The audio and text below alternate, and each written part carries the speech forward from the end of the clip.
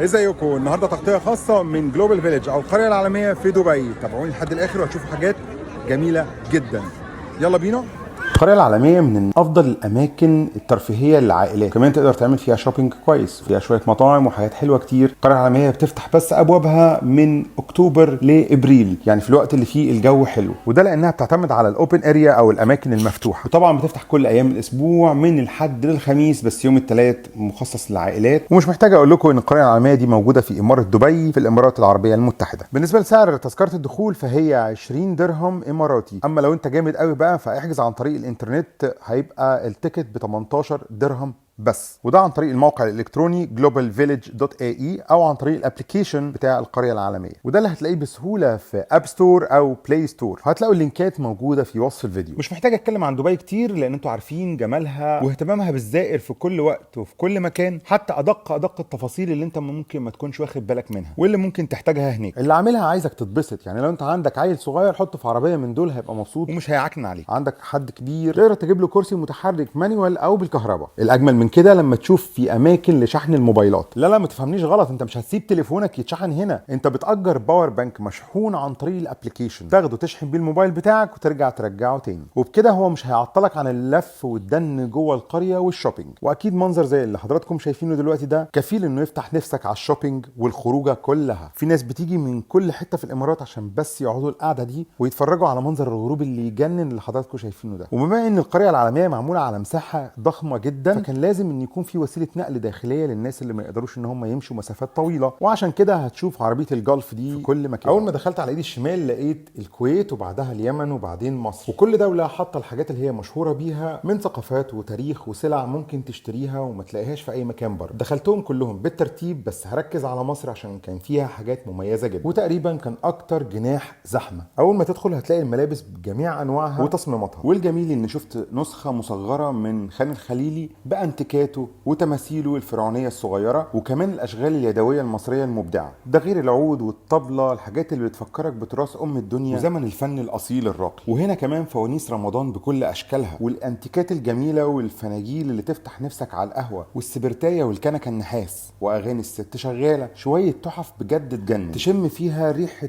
ارض مصر الطيبه وحضارتها اللي كانت من قبل التاريخ، حاجه تخليك تفتخر ان دي بلدك بجد، وان ده تراثها اللي الناس كلها عارفاه. اكيد مش هو ده بس تراثها، تراث مصر اكبر من كده بكتير، وحضارتها الطويله القديمه الناس كلها تشهد بيها. سوق طويل عريض، نقي واشتري وخد هدايا لاصحابك، مجموعه من صناعات مصريه 100%، حتى البهارات والمكسرات والحلويات والكوكتيلات والعصاير المصريه الاصليه موجوده هنا. كل ده كوم، وانك تاخد جوله في متحف توت عنخ امون ده كوم تاني. جهود جميله لتنشيط السياحه جوه الجناح المصري في القريه العالميه في دبي، ده موضوع جميل جدا. والاجمل من كده ان شفت الاجانب من كل الجنسيات داخلين المعرض عشان يشوفوا الحضاره والتاريخ المصري. الدخول مجاني لكل الفئات، وكمان تقدر تختار المرشد بتاعك لو بيتكلم باللغه العربيه او باللغه الانجليزيه. المرشد السياحي بياخد جروب وبيشرح له الحضاره الفرعونيه القديمه عن كل تمثال وكل حكايه وكل مكان، زي المعابد والشخصيات الفرعونيه من حكام وشخصيات تانية تاريخية مشهوره، ازاي ان الفراعنه كانوا متقدمين جدا في الهندسه والطب وكل المجالات العلميه. Looks like this one curved like L letter. It means that they made the statue or the mask for a dead person. Okay, because it's curved. Or sometimes if you will find a statue with a beard. وهنا كانت معلومات عن قناع ومقبرة توت عنخ آمون بالصور والفيديوهات والمعلومات المكتوبة ونسخ مصغرة من التماثيل. The rules outside, inside, up there. When we opened this one, we found inside it one more.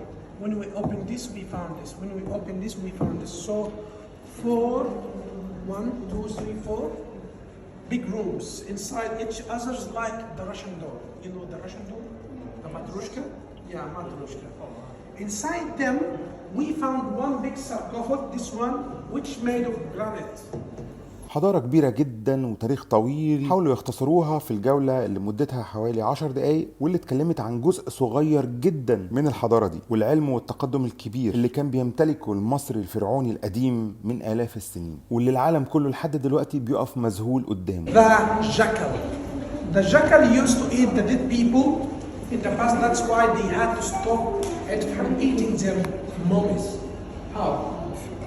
They worship this animal. They said, okay, let's worship the animal. Maybe it will stop eating our moms, because if there is no dead body, there is no afterlife. They believe so. Anyway, the original statue over there, this black and white one, it's made of wood, gold plated. The nails made of silver. The eyes made of marble. The original canopic jars made of marble, and inside them we found 4 small coffins. بصراحة كانت جولة جميلة جدا، وبحب اشكر طبعا التور جايد اللي كان معانا. وخليني بقى اجري شوية كده عشان ما يبقاش الفيديو كله معمول للمتحف بس، لسه في حاجات تانية كتير قوي. المهم خرجت من المتحف، ضربت لي واحد كوكتيل من عند فرغلي وكان تحفة، وما كانش غالي، كان ب 25 درهم. اخدته وقلت انطلق بقى واشوف بقية الدول. بصوا خلينا صراحة شوية مع بعض، مش هتقدر تلم كل الاجنحة الموجودة تتفرج على كل الفعاليات في يوم واحد. وانا ماشي بقى سمعت صوت مزيكا ودبكة عالية قوي. اتاري الجماعة بقى بتوع الجناح اللبناني عاملين شو جميل جدا، وبيرقصوا على اغاني كده دبكة لبنانية جميلة. بس انا بصراحة مش هقدر افتح الصوت عشان حقوق النشر والكلام ده. المهم انا صورت شويه ودبكت معاهم شويه، اغنيه في الثانيه، واللي فوق المسرح ما بطلوش رقص، واللي تحت برضه في الارض ما بطلوش رقص. الف بقى على الجناح الافريقي والاقي لك الراجل السكره ده تقريبا قاعد يغني طول الوقت، وقاعد يعاكس في الناس كلها الصغير والكبير، والاقيه يصطاد مين؟ اياد ولارا بالالعاب الافريقيه الجميله بتاعتها. Hakuna Matata. Jambo Afrika.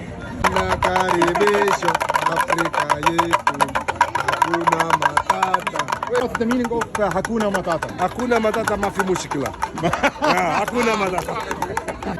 طبعا لبست انا في الالعاب دي عادي بالشفا. المهم بقى في مكان كده اسمه صدق او لا تصدق، ميكس من العاب كده على اكتشافات على شويه غرائب. طب يلا بينا نتفرج كده نشوف جوه في ايه. اول ما دخلت لقيت مجسم بالحجم الطبيعي متحرك لاطول رجل في التاريخ، الامريكي روبرت وادلو اللي طوله 2 متر و72 سم. استنى افتكر شويه، انا قلت لك هو مجسم متحرك مش ثابت. هو بيتحرك؟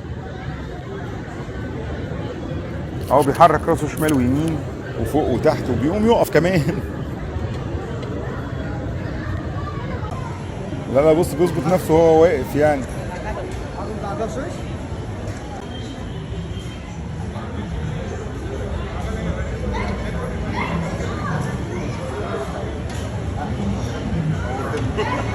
الميرور ميز دي كانت توهان، بس كان لازم اروح اشتري لها بطاقه كده اسمها بطاقه الروائع. المهم اخدت البطاقه ودخلت جوه متاهه بمعنى الكلمه. انت عباره عن متاهه بس كلها مرايات، انت ما بتبقاش عارف الحيطه اللي انت داخل عليها دي هي مرايه ولا مفتوحه ولا مقفوله، ولا مين اللي جاي لك من يمين مين اللي جاي لك من قدامك، والناس كلها جوه بتخبط في بعض او بيخبطوا في المرايه، ولازم وانت ماشي تمد ايدك كده عشان تعرف انت هتخبط في حد ولا هتخبط في مرايه ولا انت ماشي صح اصلا. وده انا وانا ببحث عن الحقيقه. انت وانت جوه بيكون كل هدفك ان انت بس توصل لنقطه النهايه. وعلى فكره لو رجعت بالغلط لنقطه البدايه تاني، وده حصل معايا، السكيورتي بتاع بوابه الدخول ما بيرضاش ان انت تطلع من نفس المدخل، وعفن انت جوه بقى. أخيرا انتصرنا ووصلنا لنقطة الخروج. فعلا الحمد لله خرجت من المتاهه العجيبه اللي مليانه مرايات دي، ورحت على مكان مفتوح كده لقيت فيه نجوم ذهبيه عليها توقيعات واسماء النجوم. خدت لي كام صوره هناك وقلت اطلع اشوف العروض اللي موجوده على المسرح الرئيسي. وبما اني نزلت ريلز بيها قبل كده فمش ضروري ان انا انزلها في الفيديو ده. في ناس بقى نصحوني بالكباب البوسني اللي هو موجود في البيت البوسني. صراحه اول ما دخلت عليه تاكدت ان هو جامد من الطوابير اللي عليه.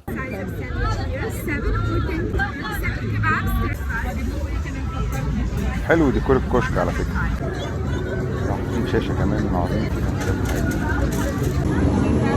We need one without onion. No, we can't get anything.